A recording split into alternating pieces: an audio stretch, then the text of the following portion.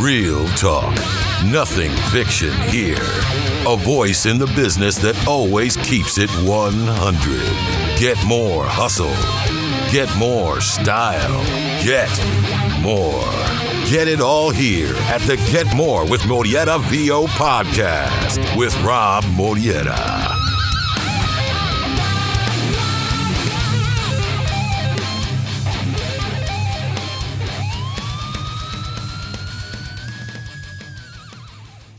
The R-O-B-B. What's up, everybody? It is your boy, Robb Moreira, here with another Get More with Moreira video. Man, I got to tell you, it's so good to be back on the vid. It's nice to be back on the mic. It's nice to have my peoples with me as well. And I got to say, I told you I had a big fish on the line. I was out there on my boat trying to get me a big fish, and I got him right here in person. The man, the myth, the legend, my boy, Corey Dissen. What's good, my brother? Oh, what an intro, man. Dude, myth and the legend. Man, I better do a good job here, man, to live up to that. But I am fired up to be with you, my brother. Awesome. You are a fellow audio avenger. Yes, thank you so much, man. Thank you. And honestly, like, you know, it's great. You know, we're all busy. You got your business. I got my business. We've got things that we got to do. And it's so awesome for us to be able to take time so that we can get together and make this happen. Bring this to, obviously, my viewers. Bring this to people that you're viewing so that basically it's all about eyeballs. It's all about eyeballs. My eyeballs are on yours and your eyeballs are on me. And that's a beautiful thing. And I love that. Yeah, Thank man. You. We want ears, too. Ears are good. Yeah, that's it, right? We're going to have plenty of good things to say. Name of the gig, right? I wouldn't have this any other way. I am honored to be riding shotgun with the Get More guy. Yes, sir. Yes, sir. And this is gonna be a good one. And obviously, like I like to do with all my videos, I like to keep these pretty short. I like to keep them sweet because time is money. So I don't want to hold you people hostage. I don't want to hold Corey hostage. Hell, I don't want to keep myself hostage. So let's just jump right into this. So I did a couple of posts out there because my man Corey is the man when it comes to brand marketing. Huge, huge, huge thing. And he's been somebody that's helped me turn that around for myself. And I thought, what could be better than bringing some insight from the man himself, who I work tight with pretty regularly, and answer some of the questions, some of those burning questions that maybe you had, so you can get a taste of what he has to offer, as well as myself, because what he has experienced, he has a vaster experience than me, but also a different experience. He sees things from a different perspective, just like I do. So we're gonna take this. We're going to do this as a tag team, world tag team champions on the VO Brandon side. And we're going to jump into these questions that we got for you. Corey, you ready, my brother? What you gonna do when Robb and Corey lay the smackdown on you? We're the cream of the crop. That's right. Can you smell what we're cooking? Yes. Yeah, man. Let's go. Let's go. I'm ready, man. Let's start doing wrestling promos. I love it. I love it. Cool. So we got one question here. This was from my boy Tom Aglio, fellow voice actor out of New York. And he had a really, really good question that I think is really prevalent to people that are just maybe starting up with their brand marketing and are really hitting it hard. Question is, how often would you recommend posting on social media? I think that's a great question. You want me to take first shot at this? Yeah, go for it. So, Tom, listen, dude. The number one thing you have to understand is before you're prepared to post on any particular type of schedule, you have to make sure you have something relevant and of value to contribute. Mm-hmm. You could post every day, but if it's nonsense or if every post you do is just please hire me, well, then you're not doing the right thing. So, I would say no day is off limits. No time is off limits. Now, we don't want to completely inundate everybody, but, once or twice a day on your various platforms is par for the course if you make it part of your normal routine. The way I would want you to envision that, Tom, and everybody else that's watching that video, is your brand, what you're putting out there, even though you are a voiceover talent, you're not selling yourself as a voiceover talent. Now, that sounds really counterintuitive. But what I'm trying to tell you is the voiceover is the service you provide. But when you're getting your name out there, you need to think of yourself less as a voice talent and more of a media company. You're a media company, and a media company owns things like networks. And what are those networks? Well, geez, those networks are little things like LinkedIn and Instagram and Facebook and Twitter.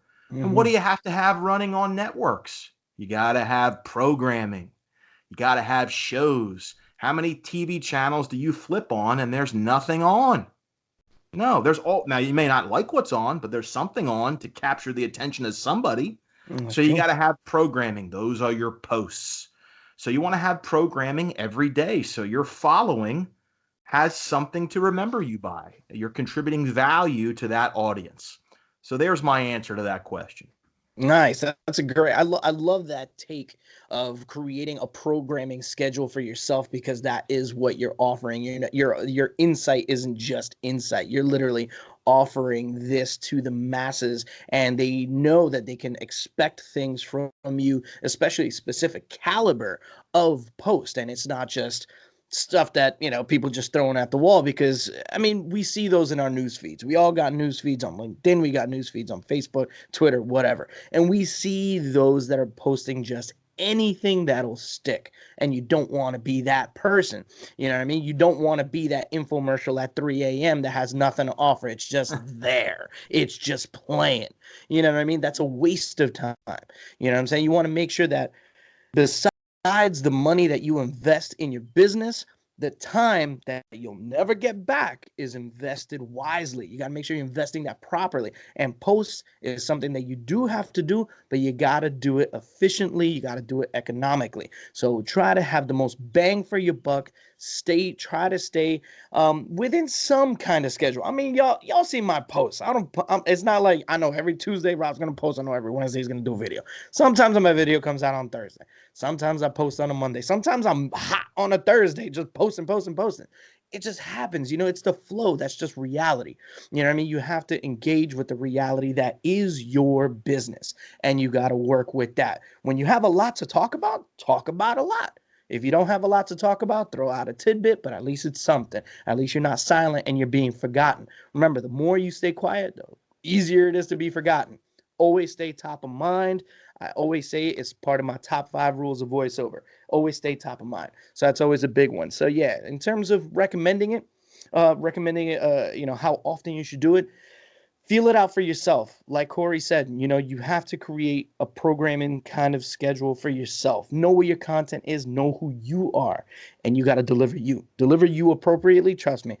After those first couple of posts in that first video too, easy peasy, man. Easy peasy. And I would add 2 things to that. So you mentioned, look, it's great if you have a set schedule. Hey, Monday I'm going to do this, Wednesday I'm going to do that, Friday I'm going to do that. But if you can't, for whatever reason, if you have a booking, you're going on vacation, you're sick, whatever it is, at least be consistent.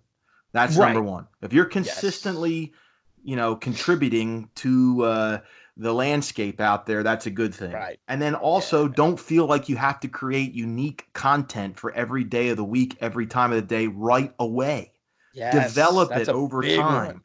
Develop it. You're going to figure out what your real voice is. I don't mean the voice you read into your microphone for your clients. I mean what your angle is, what your unique selling position is. You're going to figure that out over time. For me, it turned out to be go get it. And that's just something I happened to say at the end of one of my videos early on, and that just kind of stuck.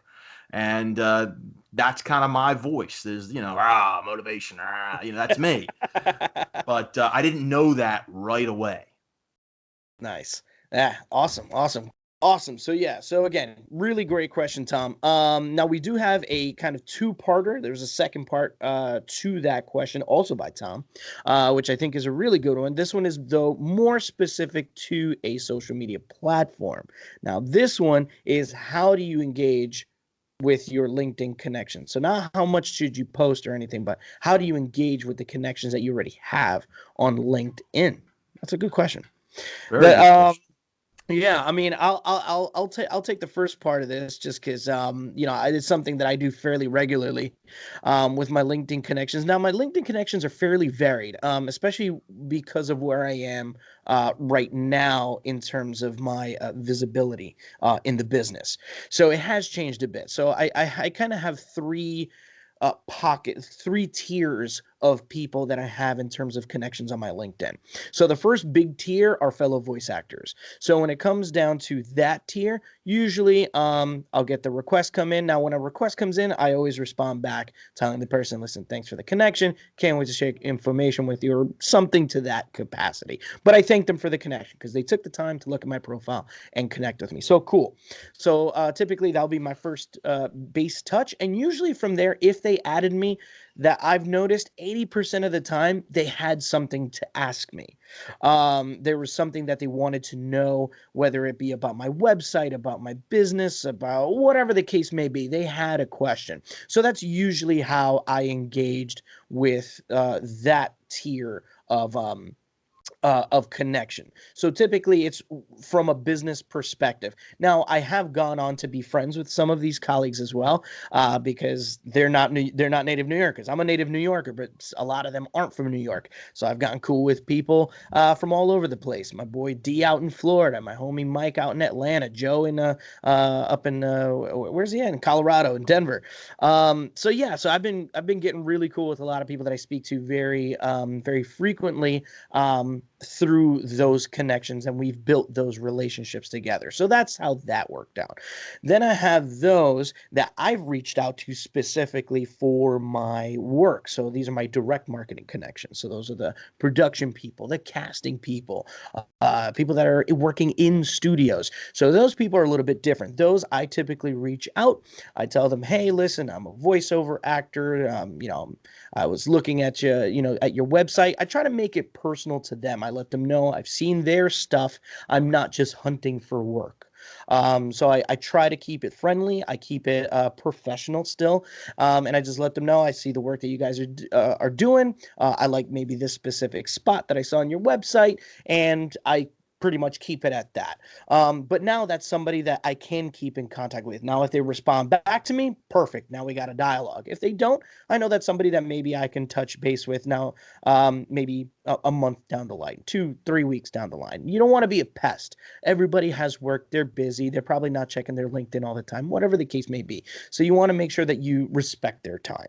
So that's that one. So that one I engage very methodically.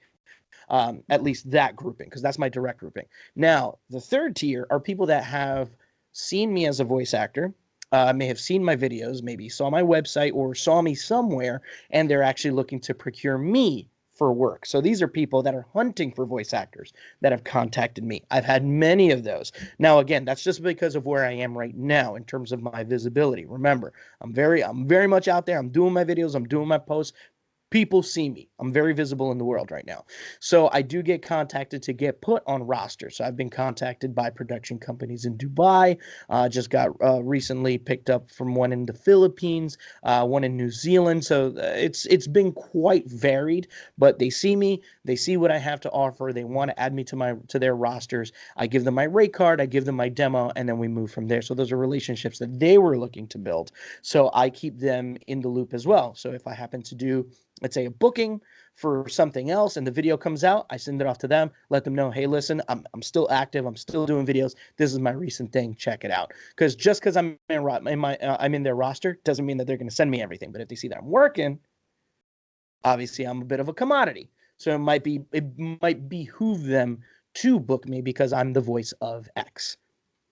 So that's how I work those three tiers of connections in LinkedIn. I have them, broken up pretty specifically, but that's typically how I engage my LinkedIn connections. So, Corey, what about you, my brother? So I'm going to take this from the angle of how I recommend you as a voice talent should interact with your connections. I mean, I have my specific method that I use for my business, but the thing you want to understand is the LinkedIn platform is only as good as the level of activity you have on it. That's the first thing you want to understand. Very true. Even if you have a really cool profile that might show up in the search, if you're not engaging, if you're not interacting with your connections, and even with folks you're not connected with, if you're not making that effort, the platform isn't too friendly for you. You're going to find it's like, hey, man, it's pretty quiet around here. So, there are 4 distinct ways you can interact with connections on LinkedIn. Of course, the easiest and the quickest is to react to a post. That's like the like or the applause or the heart, which it used to be just the thumbs up, but now you have a choice. So, to show someone you like their material, if they're monitoring what they're posting, they're going to want to see, oh, who liked it? And that you might gain a new friend that way or strengthen your relationship with the connection that way. So that's reacting with a post. The second thing is you can share material. If there's an article or a picture or a meme or a video that captures your attention, you say, man, I'm on board with that and I want to share this information with my connections. Well, as soon as you do that, the person that generated the content is going to get notified, and that's your way of interacting with them and to show that you're interested or you think that what they're putting out there has a value. Number 3 is commenting, which I think is the most important. Yes. You want to be able to comment on posts that you feel a certain way about. And a couple of rules of thumb I would prefer to share with you is, number 1, be positive. Be positive. If your reaction to that post is negative, don't share it. Save it for another time. Scream it out the window. Write it down on a piece of paper and burn it or throw it out. But don't put that out in the ether like that. Try to make these social media outlets are meant to be social, not antisocial. Yeah. And if you're being negative, then you're going to be antisocial. So try to make it positive. And it doesn't have to be a glowing review, or you don't have to blow sunshine up someone, but you don't want to critique or find fault in what they're talking about. It's not the forum for that. So be positive. And the other thing is you don't just want to give a that's great or good job. Put something in there of substance. And that's more to interact, to be friendly to the LinkedIn algorithm. LinkedIn, the software, LinkedIn, the platform, appreciates and rewards you down the line for interacting more robustly with your comments. And then last but not least, and this is something that is often the most forgotten, the way to engage with your connections is the power of the direct message. The direct message is a way you can do all sorts of things. You can communicate one-on-one, of course. You can include hyperlinks. Maybe you want to send someone a link to your website, or a link to a video you posted, or a link to some audio you just cut. LinkedIn packages that it packages it up very nicely for you, and you can use that. And also, I have found that the direct message on LinkedIn works very much like a text. You get quick response with a direct message. And the quicker someone responds to you, the more interested that person is in what you have to contribute, whether you are hoping to sell them a voiceover one day down the road or whatever else. If you send someone a direct message and then 3 days later they respond, they might not be that interested or compelled to purchase from you. But if they get back to you pretty quick, it shows that they're paying attention. So remember, react, share, comment, direct message. I use all 4 of those. There's no real specific ratio. I'm not going to tell you 25% of each. Just mix it up. Mix it up. Nice. Nah, that's a big one. Don't get so hung up on numbers and percentages. It's just like find your flow. Find your flow. Just get out on the dance floor, man. Yeah, there you go. Just get out there and do it. Just do it. Don't hesitate. Don't overthink it. Don't start jotting everything down before you make that first post. Just start getting out there. Start talking. Start engaging. That's literally how it happens. Absolutely. And the more you do it, the more comfortable you get. Then you move from there. That's it. Cool. You know? Awesome. So here we got this is actually a really good one because I'm actually interested in the question myself. Okay. All right. I think we all want to know. So for this one, how do you, Corey, because you and we work together, but I want to know this too, man. How do you find the theme to make a slogan slash brand for somebody who's, just starting out? Because that's for those that don't know, when Corey and I first linked up, I was at a point where I was kind of ready to take my voice actor status and turn it into a business. I was already at that point. So I was a working voiceover actor, but I was ready to turn it into a business. So it was actually a really great time for Corey and I to link up, and everything that I've done since then. I mean, this is just a product. Every the 8 months that you've seen me doing, that's a product of us linking it. And a very important part was the branding, the slogan, the who you are, and the finding of that voice. So for you, Corey, since you've worked with, you work with so many voice actors, you got people under your wing that you've been so amazingly been given your wisdom on this aspect of the business. How do you come up with it? How do you come up with it with so many varying actors that are out there in different styles? Like where do you get the inspiration to help them find who they are? So, okay, I'll try to attack this as best I can. First, who asked us that question? I'm curious. Oh, this was from Nessa Lobos. Nessa, okay. Yeah, she's a New York actress as well.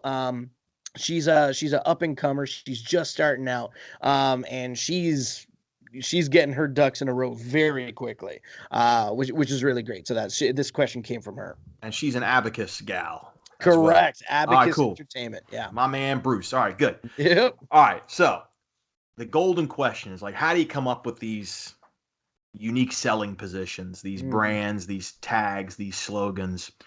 So I got to be careful how I answer this question. Obviously, it's like Colonel Sanders is not going to give up the secret herbs and spices, right? Exactly. But here's what I'll say. I'll give a couple of things to think about, at least. Okay, cool. That works. The first is, don't go it alone. If you think that you can sit in your kitchen and do this by yourself, the process is going to be a lot harder because you're your own worst critic and you only believe what you think of yourself. The reason why I say that is you want to try to bring someone in who might be a little more objective, that is going to introduce to you what the perception is, not what you think you are. Because there's an old saying, perception is reality. That's very true. And you need the mirror. The objective person is the mirror. You think you look, you walk, you talk a certain way, but then when you look in the mirror, right, your perception changes. So you need to have that mirror. Now, is it a coach? Sure. Ideally, of course. But it could also be maybe you have an agent. Maybe it's a trusted peer. It could even be a parent, a sibling, a spouse, someone else to bounce things off of. And then you want to work with that other person to do two major missions. You want to go on what's called a discovery mission. And Rob, if you remember, when you and I worked through this, I told you to open up a Word document. Start typing. You want to brainstorm everything that you think, and if we're talking about voiceover talents, like, well, how do I think I sound? What type of jobs do I enjoy doing? What types of jobs do I typically get? What jobs do I seek? What are my dream jobs? You want to write all those things down, but you also want to put in what makes you you. What are your hobbies? What's your favorite kind of music? What other things are you good at?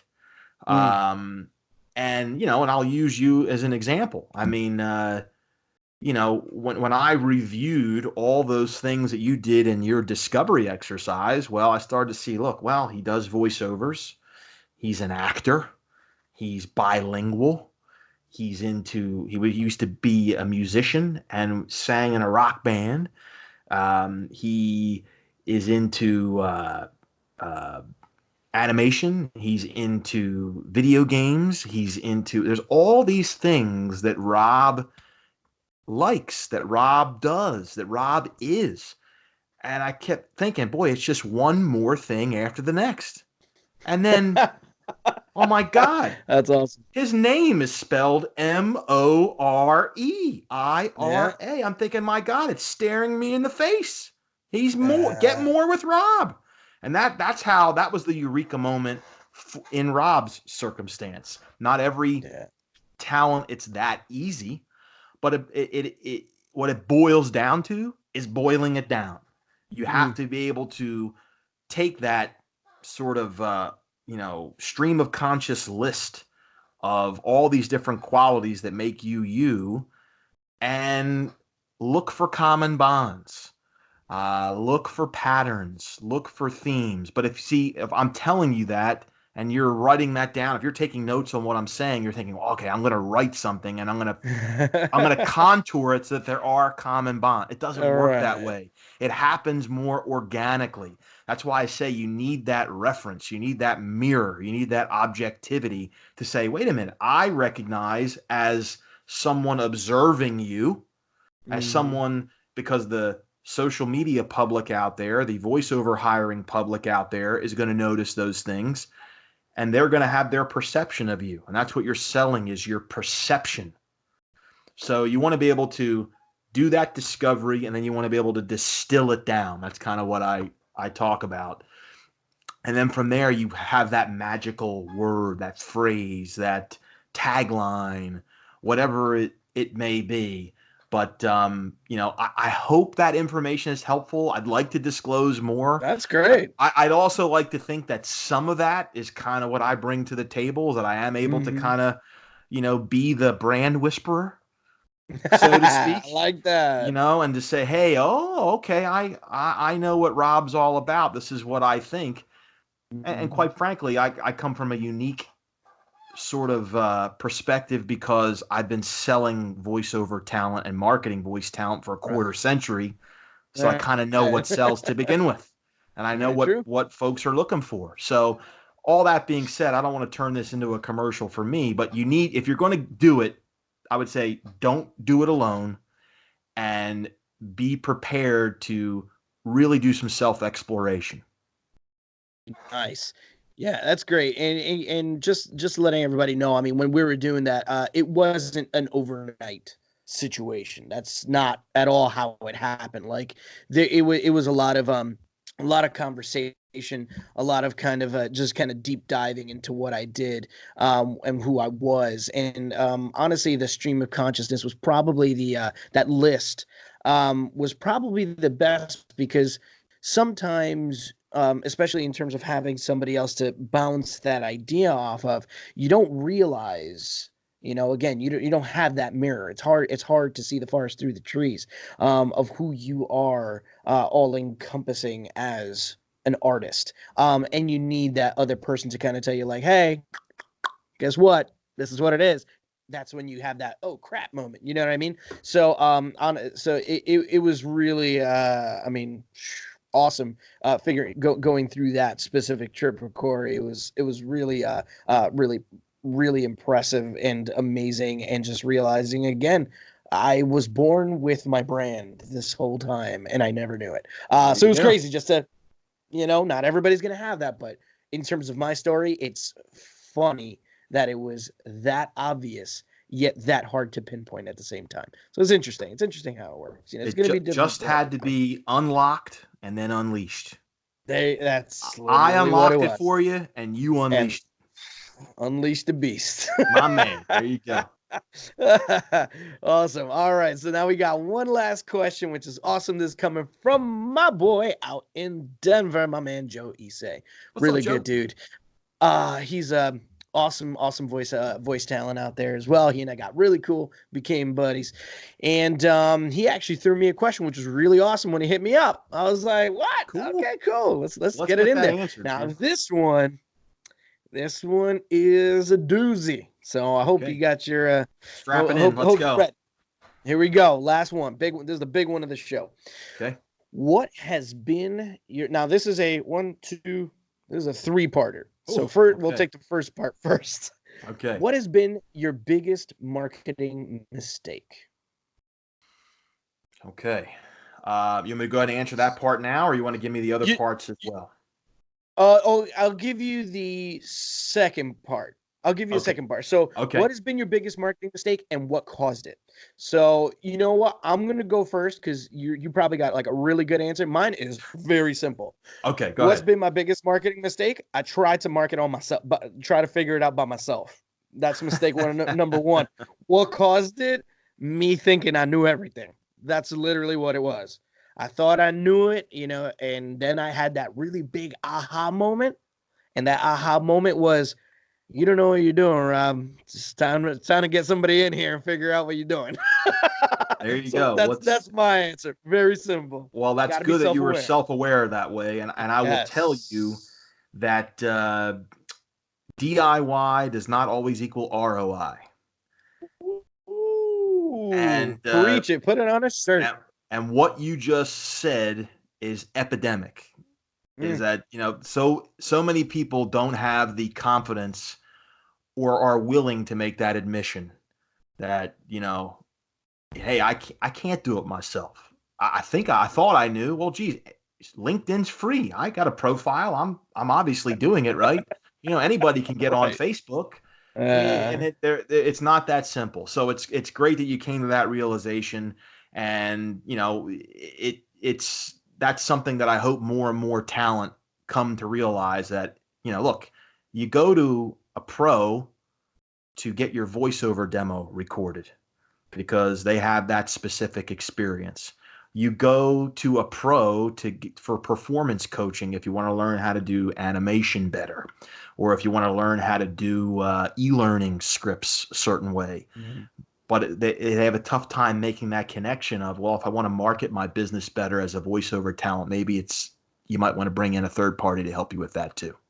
But all that being said, for me, I can tell you what my biggest mistake was, and then how I fixed it, and I can also explain how you can avoid that. Okay, cool. Which is good because that's actually answering the third part, which is how did you learn from it? So that's actually great. So my biggest mistake was, and as I'm sure you've seen, and a lot of my connections have seen, and I know Joe has seen. I know Joe well. I tend to do a lot of videos. Okay, I have a lot of video content. My biggest mistake was early on is that I use scripts for my videos. And that look in retrospect, pathetic. The LinkedIn video sphere out there, or even the social video environment, especially if you're giving tips or motivation, or you're handing out information or teaching something, you want to make sure you convey authenticity and that you're natural.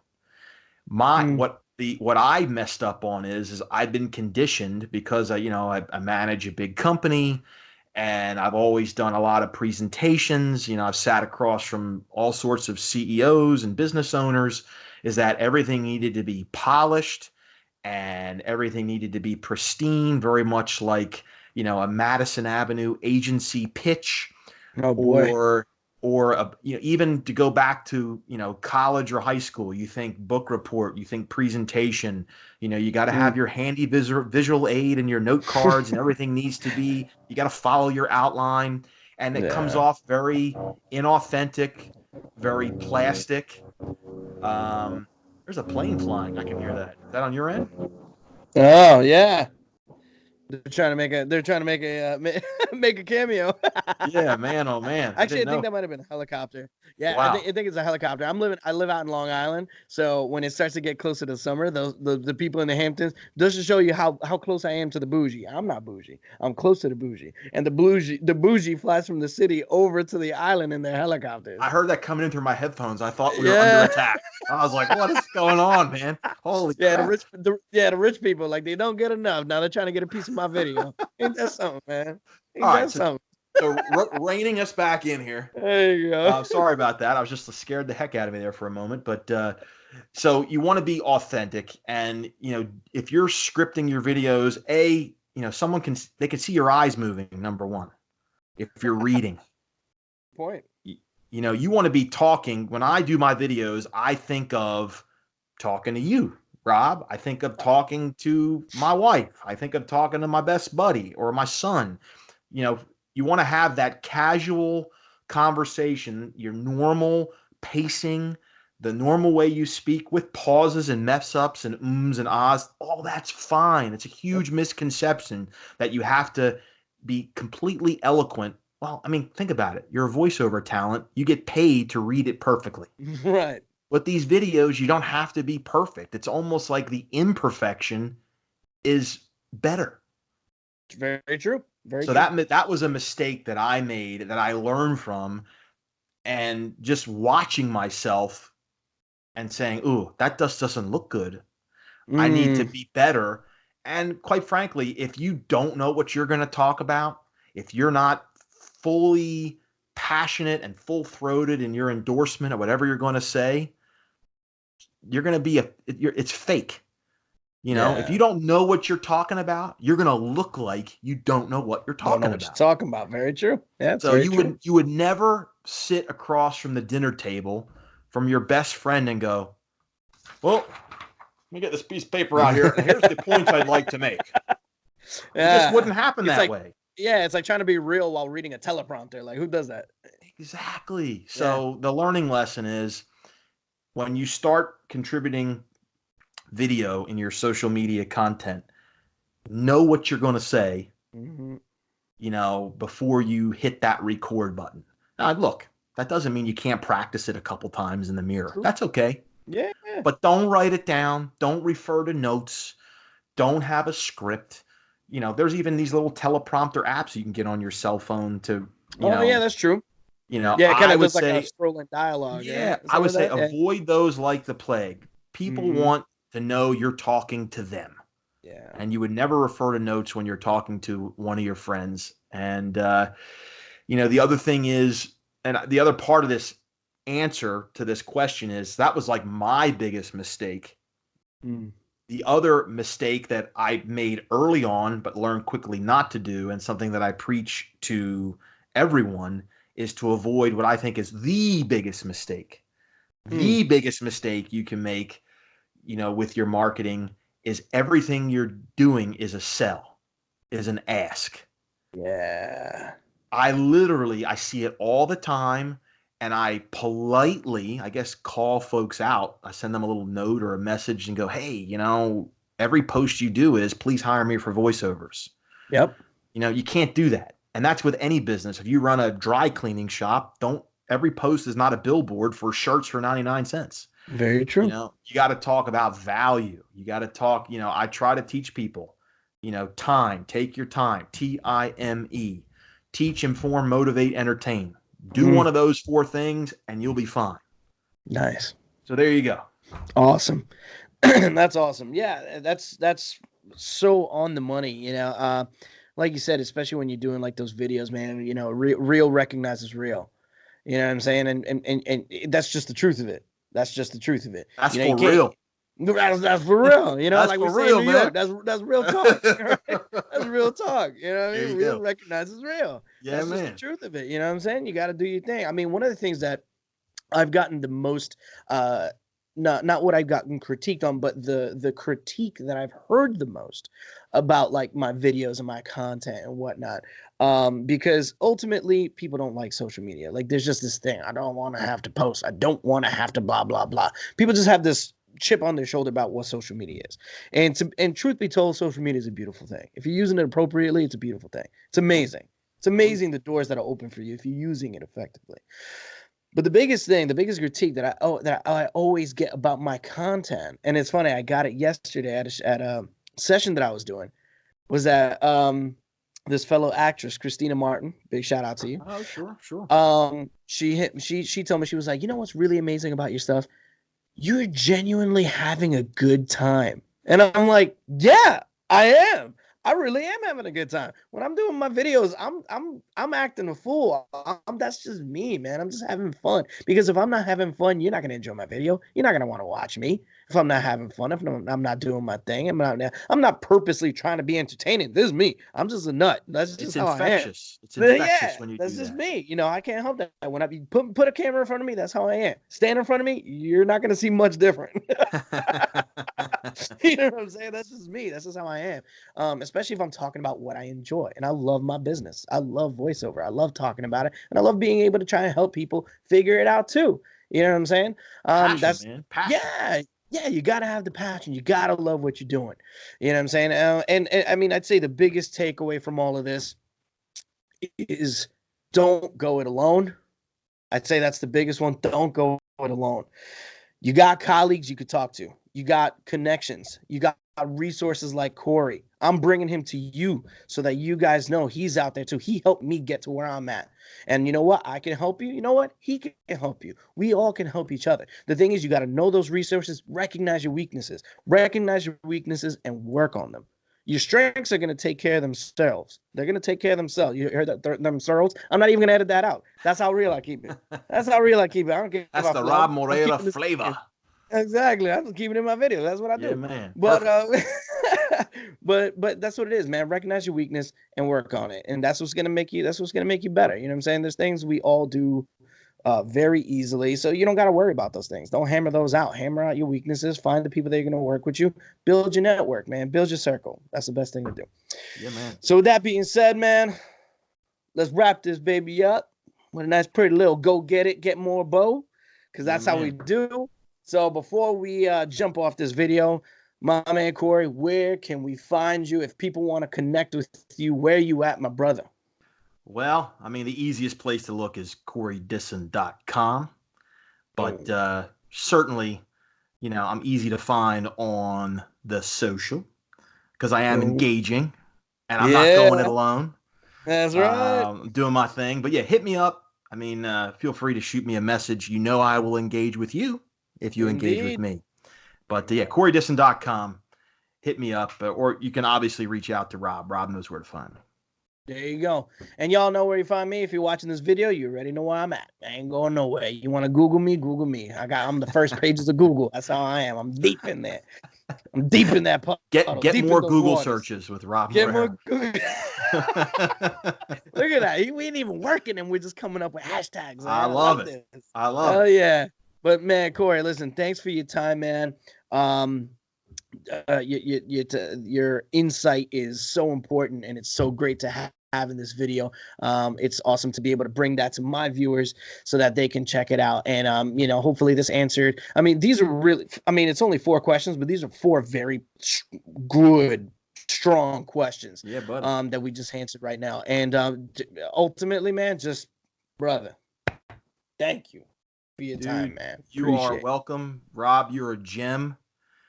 You are an amazing talent and a good man to boot. And I am so grateful that you and I are pals. Thank you, man. Thank you. Likewise, my brother.